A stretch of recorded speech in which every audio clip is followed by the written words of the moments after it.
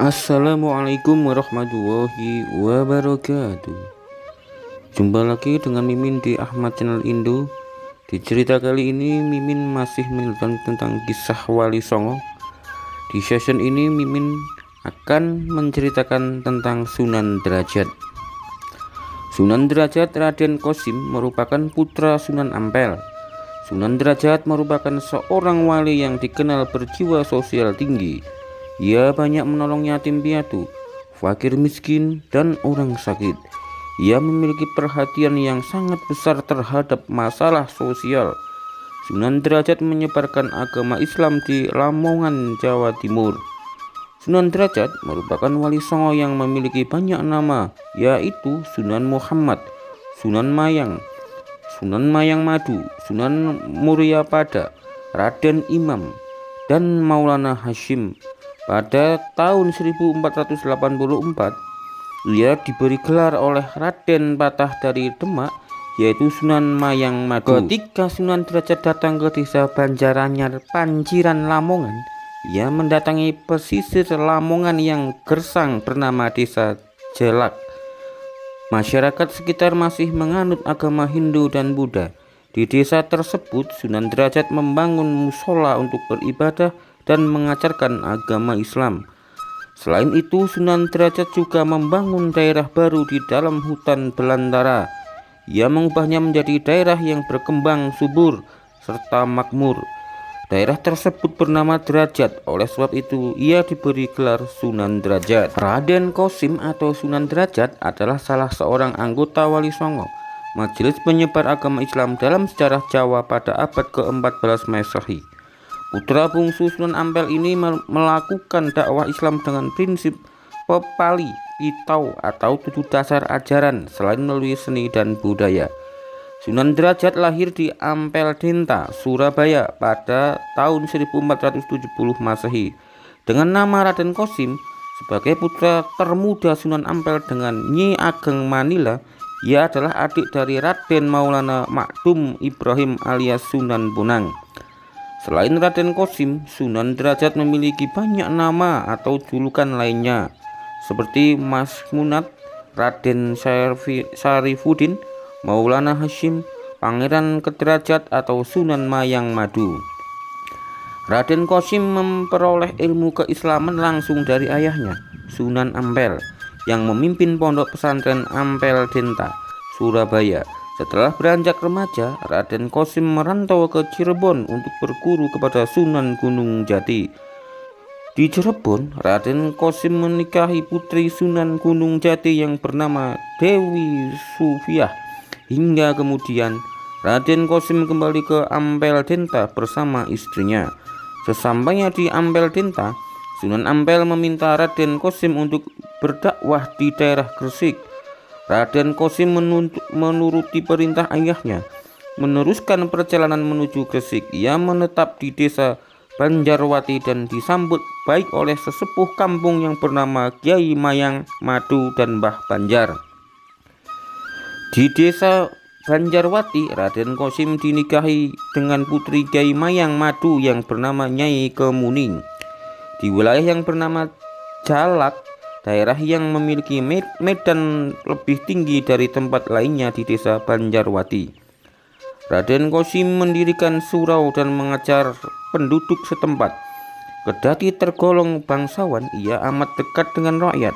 Ia sosialnya tinggi serta mengutamakan kesejahteraan penduduk. Ajaran Islam yang didakwahkan Raden Qasim menekankan pada etos kerja keras dan empati berupa kedermawanan, sikap tenggang rasa saling peduli, mengentaskan kemiskinan, gotong royong, dan solidaritas sosial.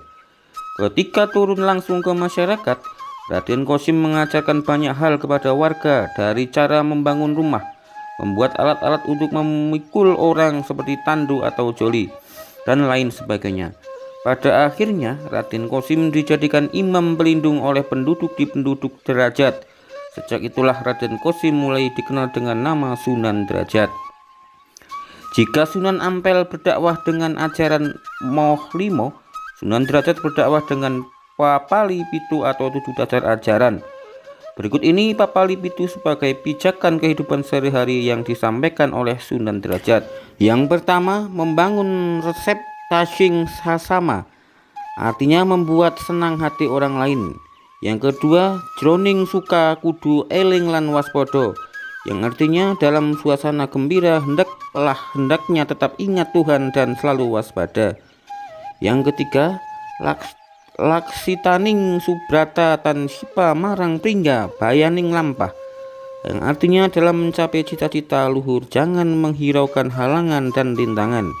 Yang keempat, maper hadraning pancardia, senantiasa berjuang untuk menekan hawa nafsu duniawi.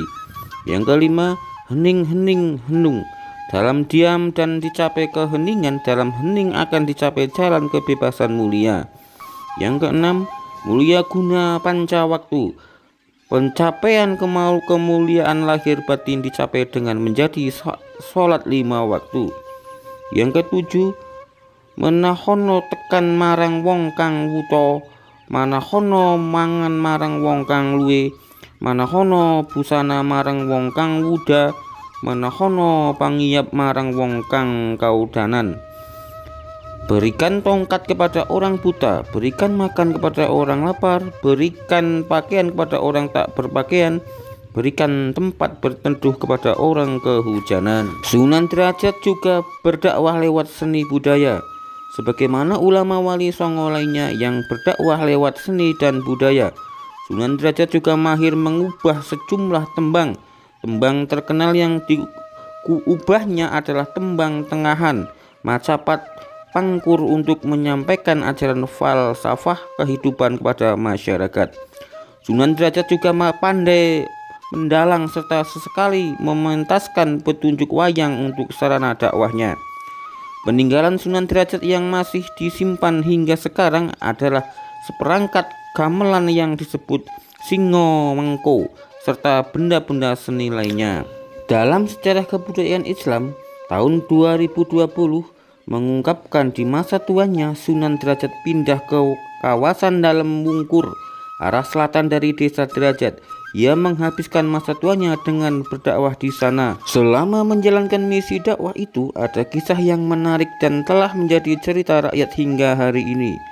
Kisah itu bermula saat Raden Qasim menumpang biduk dari Surabaya menuju Gresik untuk berdakwah menyebarkan agama Islam.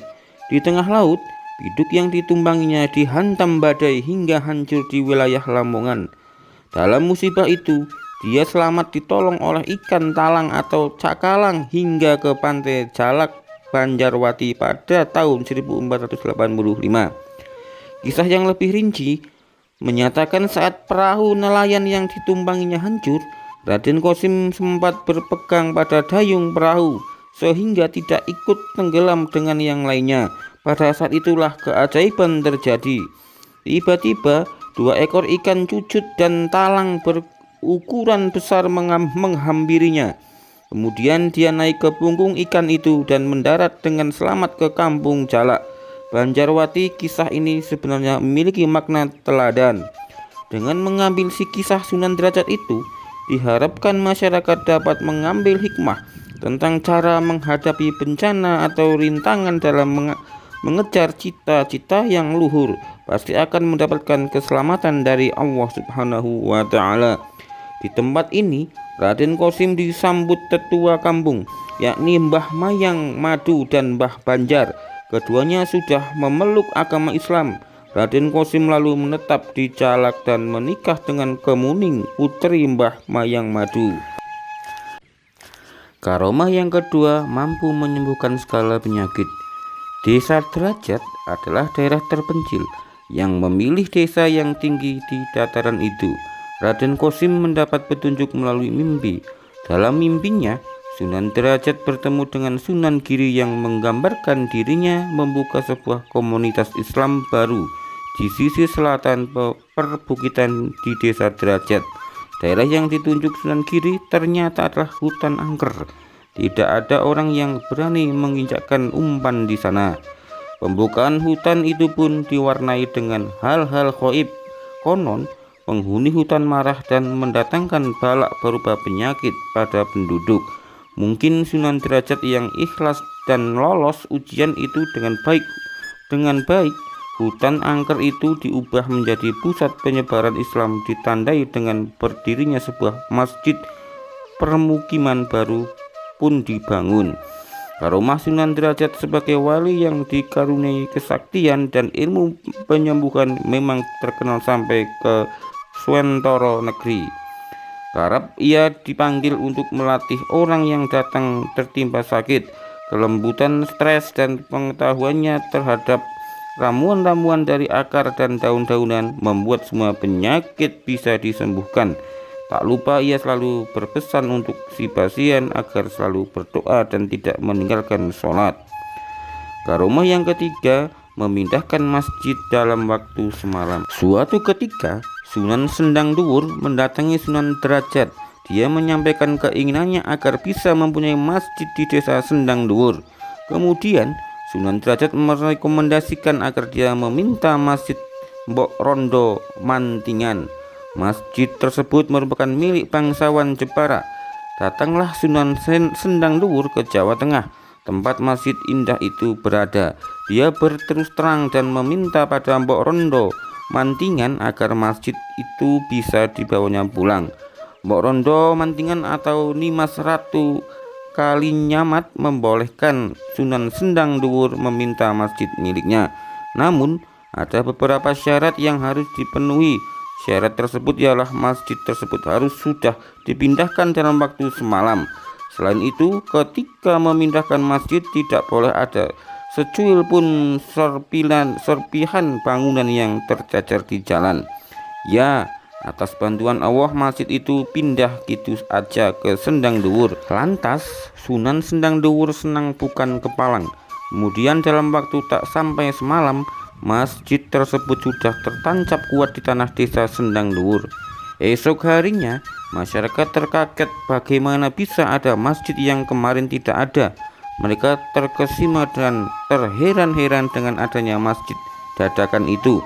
Kemudian mereka mempergunakan masjid tersebut untuk sholat dan berbagai kegiatan umat Islam yang lain. Karomah yang ketiga, mengambil buah dengan menepuk pohonnya. Terdapatlah seorang sakti yang di tanah Jawa bernama Raden Nur Rahmat. Sunan Derajat penasaran dengan kesaktian Raden Nur Rahmat yang sudah populer di kalangan masyarakat. Dia berniat mengunjunginya. Pergilah ia dengan para pengawalnya ke kampung Patunon. Ketika sudah bertemu dengan Raden Nur Rahmat, Sunan Derajat meminta izin untuk menikmati air nira dan buah siwalan. Dia ingin mengambilnya sendiri. Dengan senang hati Raden Nur Rahmat mempersilahkan. Itu pohonnya diketuk 3 kali, langsung buah jatuh sendiri. Seluruh buah di pohon itu yang jatuh enggak tersisa. Setelah buahnya berjatuhan, Raden Nur Rahmat bukannya heran akan tetapi dia malah geram. Raden tersebut berkata pada Sunan bahwa jika cara mengambilnya semacam itu, maka anak cucu kita kelak tidak akan bisa menikmati buah siwalan dari air legen. Pasalnya Sunan telah menjatuhkan seluruh buah dari tiap pohon siwalan. Setelah itu Raden Nur Rahmat menghampiri salah satu pohon siwalan. Dia mengelus pohon itu sebanyak 3 kali. Seketika pohon siwalan tersebut merunduk di hadapannya. Kemudian Sunan Derajat diminta untuk mengambil air legen dan buah siwalan sebanyak yang dibutuhkan saja. Setelah buah dipetik, pohon itu kembali tegak seperti sedia kala. Akhirnya Sunan Derajat menyaksikan sendiri kesaktian yang dimiliki Raden Nur Rahmat. Atas ujian yang mampu dilewati oleh Raden Nur Rahmat tersebut, Sunan Derajat memberinya gelar sebagai Sunan Sendang Duwur. Kejadian ini membuat keduanya kompak dalam banyak hal. Akhirnya Sunan Sendang Duwur membantunya. Dulu di desa Patunon lebih sering disebut Sendang Duwur oleh masyarakat. Kini desa tersebut menjelma menjadi sebuah pemukiman yang semakin padat penduduk sehingga membutuhkan ulama lain yang dapat membantu Sunan Derajat. Tanggung jawab untuk menyebarkan agama Islam di Lamongan kemudian tidak hanya dipegang Sunan Derajat semata, tetapi juga Sunan Sendang Duwur. Karomah yang selanjutnya yaitu tembang pangkur. Sunan Derajat bisa menyampaikan ajaran Islam melalui tembang pangkur. Pangkur merupakan singkatan dari pangudi isine Quran. Dalam hal ini bisa diartikan sebagai upaya untuk sungguh-sungguh untuk mendalami makna Al-Quran. Tembang tersebut biasa dinyanyikan bersama alunan gamelan singo mangkok miliknya. Banyak yang menyebut gamelan tersebut mengandung kekuatan magis, apalagi jika disatukan dengan bacaan tembang pangkur. Dikisahkan pada suatu hari ada seorang penjahat sakti bernama Darat Moko. Tingkah lakunya sering merugikan dan meresahkan masyarakat. Akhirnya Sunan Bonang berniat memberi pelajaran pada berandal tersebut, apalagi Durat Moko selama ini tidak mau mengakui perbuatan buruk yang dia lakukan pada masyarakat. Sunan Derajat mengutus para pengawalnya untuk menangkap Darat Moko. Dengan susah payah, akhirnya mereka berhasil membawa Darat Moko ke hadapan Sunan Derajat. Kepada Darat Moko, Sunan Derajat justru menyanyikan tembang pangkur diiringi lantunan suara gamelan singo mangkoknya. Kanjeng Sunan Derajat waktu itu menyampaikan pitutur melalui tembang pangkur. Sederhana memang saran beliau sampaikan melalui lirik dan diiringi alat musik. Namun Durat Moko masih membisu, tidak mau mengakui kesalahannya. Akhirnya tembang pangkur dinyanyikan lebih keras, temponya dibuat lebih cepat.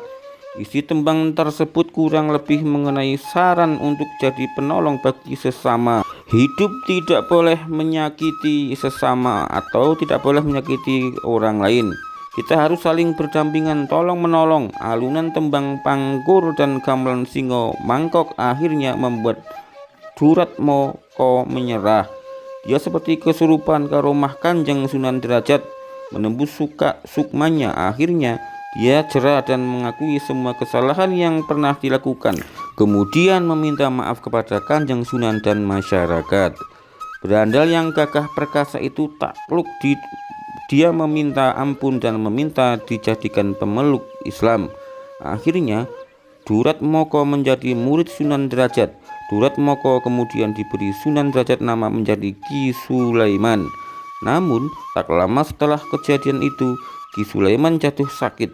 Dalam keadaan koma, dia meminta agar ketika dia meninggal nanti, dia berharap ada yang membiarkan penutup kepalanya terbuka. Bagi Ki Sulaiman, dia ingin agar masyarakat tahu bahwa sekuat apapun berandal pasti akan takluk juga di hadapan Allah, di hadapan kematian. Karomah selanjutnya yaitu membuat mata air abadi. Sebagaimana para wali yang lain, Sunan Derajat terkenal dengan kesaktiannya sumur langsanga di kawasan Sumenggah. Misalnya diciptakan Sunan ketika ia merasa kelelahan dalam satu perjalanan. Ketika itu Sunan meminta pengikutnya mencabut wilus, sejenis umbi hutan. Ketika Sunan kehausan, ia berdoa, maka dari 9 lubang bekas umbi itu memancar air bening yang kemudian menjadi sumur abadi. Selama 36 tahun, Sunan Derajat menghabiskan sisa hidupnya untuk mengajarkan Islam di dalam dubur. Beliau wafat sekitar tahun 1522 Masehi dan dimakamkan di perbukitan Derajat, Paciran, Lamongan. Makam beliau terletak di posisi paling tinggi dan berada di belakang.